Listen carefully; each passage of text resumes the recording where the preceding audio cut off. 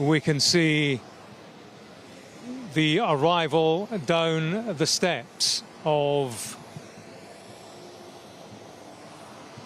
the principal. We're actually 250 feet away, but yeah, that's Donald Trump being welcomed onto the red carpet through the gauntlet of Beijing students waving Chinese and the stars and stripes of the United States, welcomed at the foot of the steps by the Vice President of China, also the ambassador to Beijing, David Perdue, alongside that Vice President Hang Zheng.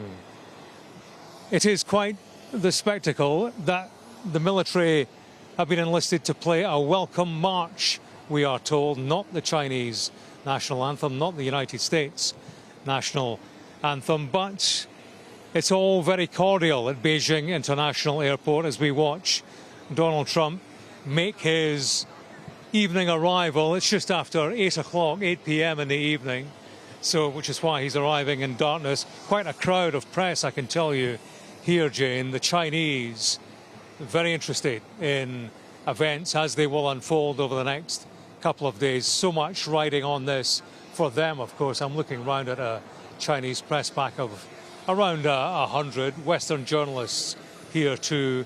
And Donald Trump will make his way towards the Beast. That's his destination at the end of that red carpet as he walks alongside the Chinese Vice President Hang Zheng.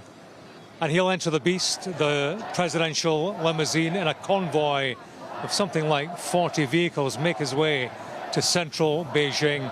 And after overnighting, then the real business of this visit will begin. Let's just listen to the welcome here on the tarmac at Beijing.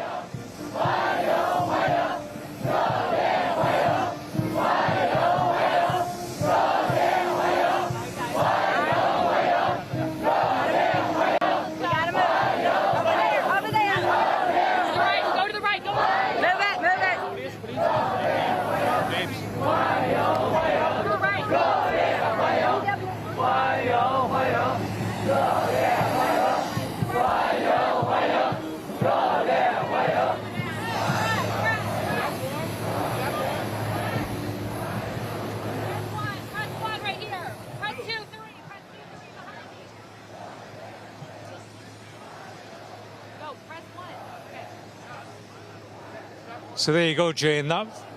Those were words of welcome from 300 Beijing students on the tarmac at the international airport.